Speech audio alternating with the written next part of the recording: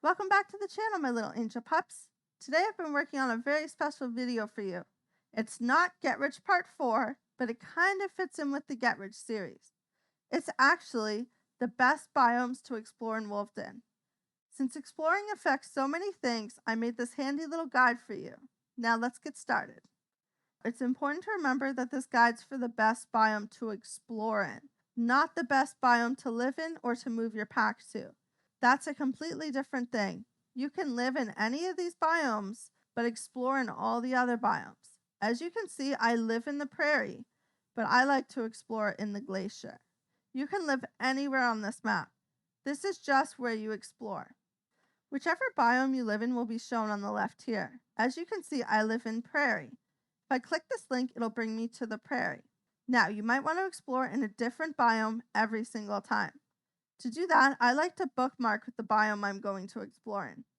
So I put Glacier here. I also put 1.glacier to pop the biome to the top of the list. That way when I navigate, it's always at the top of my list. And if I ever want to explore, I can just click Glacier. Super easy, and it's the same amount of clicks if I was to click this link up here. Before we get to the countdown, let's go over my contributing factors, or how I decided which biomes were more valuable than others. The first criteria was valuable enemies that drop valuable trophies. Now, this might change in the future, but at the time of me posting this video, these are the most valuable trophies. And these are a lot of the enemies that you can get these trophies from. The biomes that have these enemies the most will be more valuable for earning GC. Next up, what you can craft from the items from each biome. If you can complete a whole recipe just by exploring a single biome, that's great for the long term, as you can keep saving until you can make that base or item yourself. You won't have to buy anything from the trading center, so it would be pure profit. The next criteria is enemies that have a chance of giving you +1 strength. Because strength is one of the most valuable skills for your alpha to have, these enemies are valuable. We want to kill these enemies the most. So biomes that have more of these enemies compared to enemies that can't drop strength are helpful for stat grinders and leaderboard workers. The next thing on the list is any great encounters that biome might have. Some encounters are better than others because they might drop rare recipes that are worth a lot of GC.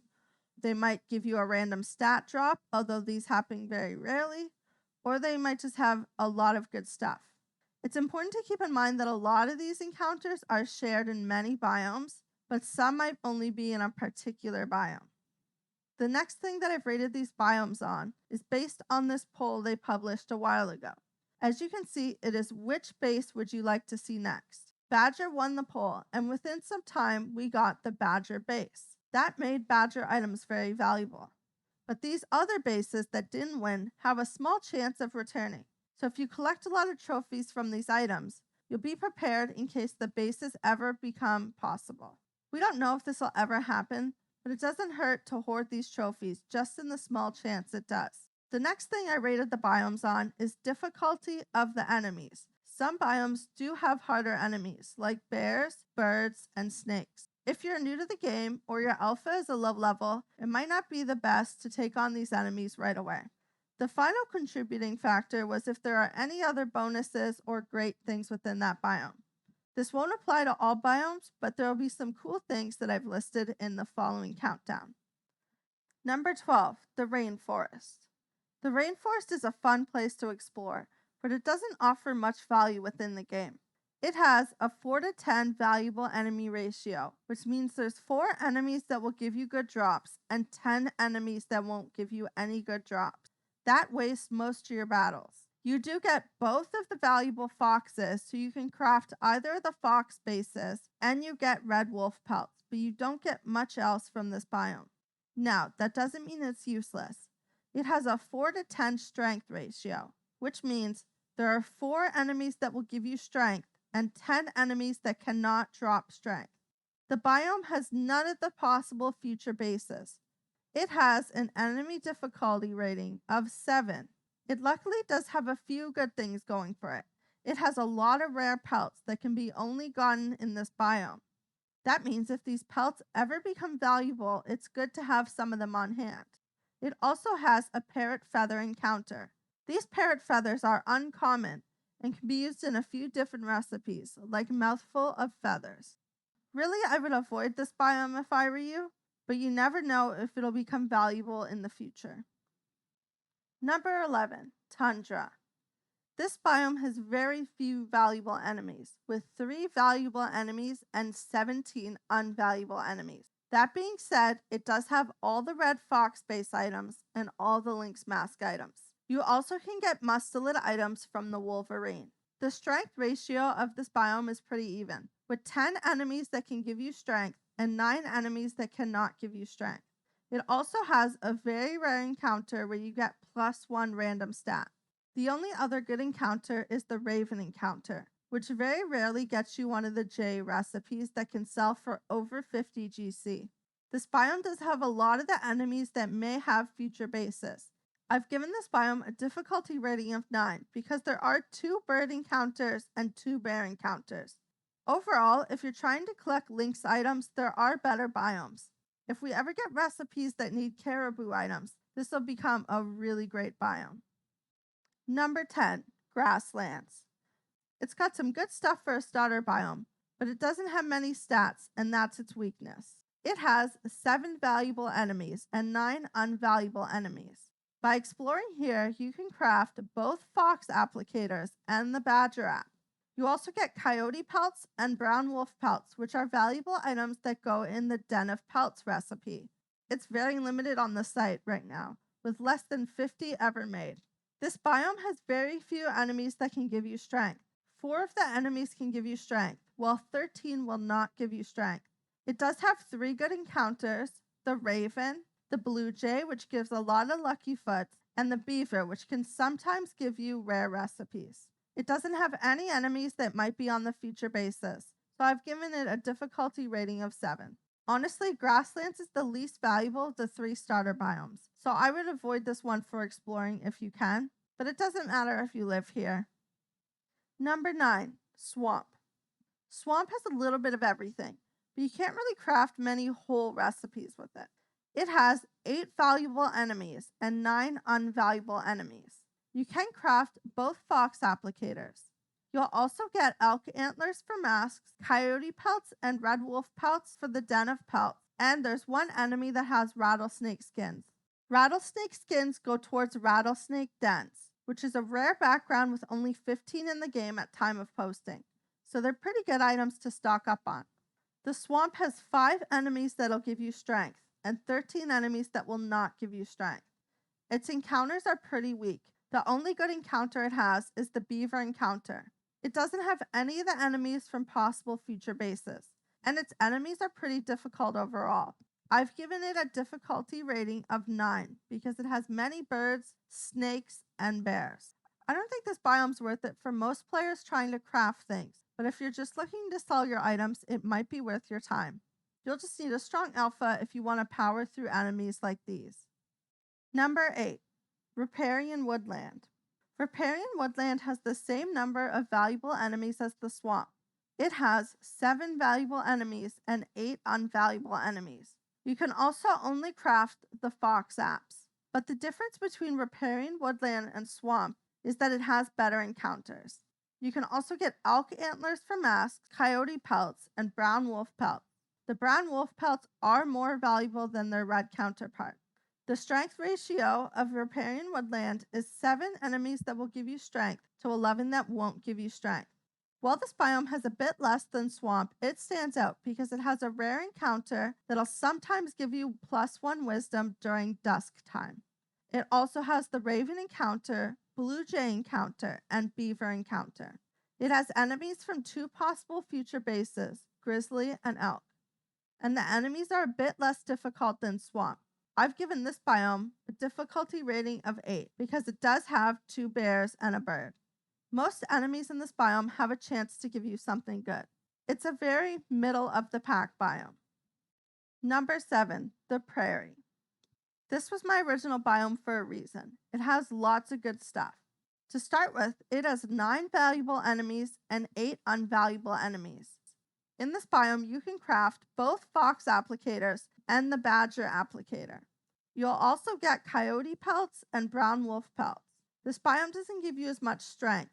There are 5 enemies that will give you strength and 11 enemies that will not give you strength. It also has the rare encounter that'll give you +1 wisdom during dark. This biome has some good stuff for it. It has a total of 4 coyote encounters. So if you're looking to build a den of pelts and you need coyote pelts, it's a great biome to look in. It also has multiple encounters that'll give you acorns. So if you're looking to stock up on acorns, I highly recommend the Prairie. It has a few other good encounters, including the raven, blue jay, and beaver. The only possible future-based animal it has is the elk. The enemies are pretty easy overall. I've given this biome a difficulty rating of 7, only because the bison sometimes like to step on you at the beginning of a battle. Besides that, the Prairie is easy breezy. Number 6, the mountains. The mountains is just a smidge above the prairies. It has 8 valuable enemies and 9 unvaluable enemies. You can craft the lynx mask, the badger app, and the red fox applicator. You also get elk antlers for masks, coyote pelts, and red wolf pelts. The strength ratio of this biome is a little bit low. 5 enemies will give you strength, and 12 will not give you strength. This biome has an exclusive decor that you can only get by licking a toad. It's called the Plurp. It has some other good encounters like the raven and blue jay. The possible future-based enemies include grizzly and elk. I've given this biome a difficulty rating of 7. It does have 2 bears, but the other enemies are pretty easy. This is definitely a better starter option than Grasslands, but it's not the best option available. And there's still 5 other biomes to go. Number 5, Coniferous Forest. This biome has a good amount of valuable enemies. There are 8 valuable enemies and 9 unvaluable enemies. With those enemies, you can fully craft the red fox applicator and the badger applicator. It also has wolverines, so you get a bonus for mustelid claws and fangs. You can also get elk antlers for masks, coyote pelts, and red wolf pelts. The strength ratio in this biome is high. There are 7 enemies that will give you strength and 11 that will not give you strength. It has a very rare encounter where you get +1 wisdom, but in this biome you can get it any time of the day. Some other good encounters it has are raven, blue jay, and beaver. For the possible future bases, it has elks, grizzlies, and wolverines. I've given this biome a difficulty rating of 10 because it does have a lot of really hard enemies. This biome has 3 bears, which are always a pain. It also has the badger and the eagle. That means a good percentage of your encounters are going to be pretty hard battles. I think this biome's pretty good though if you're looking for a good mix of valuable enemies and high strength ratio. Number 4, desert. This biome has a very equal amount of valuable enemies. There are 9 valuable enemies and 9 unvaluable enemies. Within this biome, you can craft the gray fox applicator, the badger applicator, and the rattlesnake den item. You will also get coyote pelts and red wolf pelts. The strength ratio is low. 4 enemies will give you strength, and 13 will not give you strength. The great thing about this biome is that there's 3 enemies that will give you rattlesnake skins. So if you're looking to craft the rattlesnake den, this is the best biome to do so. It also has a very rare encounter with +1 random stat, and the raven encounter. It doesn't have any of the enemies that might have future bases. I've given this biome a difficulty rating of 10 because there's a lot of snakes in this biome. Snakes are extra annoying because they can poison you in a battle, but they also have the rattlesnake skin, which are a pretty rare item because no one wants to battle the snakes. Number 3, Taiga. This biome has a good amount of valuable enemies, with 7 valuable enemies and 9 unvaluable enemies. You can craft red fox applicator, badger applicator, and the lynx mask. You also get a mustelid boost because the biome has wolverines. There's elk antlers for masks, coyote pelts, and red wolf pelts. The strength ratio in this biome is pretty high, with 7 enemies that can give you strength and 10 that cannot give you strength. It has some of the good encounters, including raven and beaver. Another great thing about this biome is that it has all the enemies for possible future bases, including elk, wolverine, grizzly, and caribou. I've given this biome a difficulty rating of 9 because it does have 3 bears and an eagle. So if you want to explore this biome, you'll need a pretty good wolf. But it is the most balanced biome for money making and stat grinding. You get badger items, lynx items, elk antlers, and a good chance at strength enemies. Number 2, Glacier. This biome has very few valuable enemies. In fact, it only has 1 valuable enemy. It has 13 unvaluable enemies. The only valuable enemy is the Wolverine, which means you'll be able to get mustily claws and fangs. But this biome highly makes up for it with its strength ratio. The Glacier is known as being one of the best biomes to grind if you're trying to get on the leaderboard. That's because of the high amount of enemies that can give you strength. There are 9 enemies that can give you strength and 6 that cannot give you strength. One thing you'll often notice with leaderboard leaders is that they have high strength. This is because a high strength means easy kills, and you'll need to kill more enemies to get more stats to get higher on the leaderboard. This biome's also pretty good for food and amusement. It has a walrus pup drop, which is great food, and the walrus rib for amusement. It has a great encounter called Walrus Battle. If you pick the right option, you'll start a battle with either a walrus or a pack of walruses. These are both enemies that can give you strength. You want to make sure they're the right level of walrus by using their HP. It does have 2 enemies from possible future bases, Caribou and Wolverine. I've given this biome a difficulty rating of 8. It's got some difficult enemies like polar bears, but nothing too hard for you to handle if you're stat grinding already. So keep in mind, Glacier is the biome you want to be if you're trying to get on leaderboard or grinding for a lot of stats. You won't make a lot of money in this biome, but if you get high enough on the stat leaderboard, you can start charging stud fees and get a lot of money that way instead. Honorable mention, the Dynasty. You can't really explore the Dynasty, but I wanted to include it because it's a cool place. It's got a really cool, unique background for all the wolves that are stored here. And whenever you look at it, you get to reminisce about the old wolves you used to love. Shout out to the Dynasty. Number 1, Deciduous Forest. I know what you're thinking. A starter biome at the top of the list? It was a shock to me too. But that's great because it means the most people can access it as soon as possible. Deciduous Forest has the highest number of valuable enemies. It has 10 valuable enemies and 4 invaluable enemies. That's a lot of good items for you to get.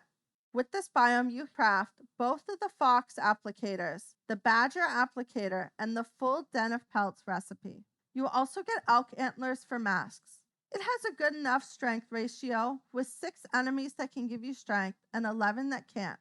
It has the +1 rare wisdom encounter found during dusk time, as well as the raven, blue jay, and beaver. Now, it only has one of the future possible base enemies, which is elk. But I think that's okay with how many valuable items you're getting now. Those items might be valuable in the future, but you're getting a ton of super valuable items that are great for now. I've given this biome an enemy difficulty rating of 6. Honestly, most of the enemies are super easy. There's one bear that might give you a struggle, and the badger. But the badger's worth battling because you get a good item. You could just avoid the black bear and battle the other 13 enemies. This is the biome I'm going to be exploring with my next alpha. Snapdragon was great, but he was a leaderboard wolf, and therefore I was stuck in the Glacier. But I'd like to get more items with my next alpha. Sure, the Taiga is better if you want to make the lynx mask, but if you're not trying to make the lynx mask, this biome is perfectly fine as it is. Wow, that was a long video, but honestly, I could go on forever about the Wolvden economy. I just love talking about all the valuable things and what might be valuable in the future. Speaking of valuable trophies, I have a raffle going on. It ends on December 29th, and there's a super rare prize, a mutation applicator. I'm going to post a picture of it here, and I'll put the link in the description if you want to check it out. Most of the ticket entries are actually rare trophies, so you could use the knowledge of this video to help you get some of the trophies and then enter those trophies for that applicator. Or you could just sell them. I don't care what you do, honestly, as long as you're having fun doing it. That's everything for today. I'll see you guys later.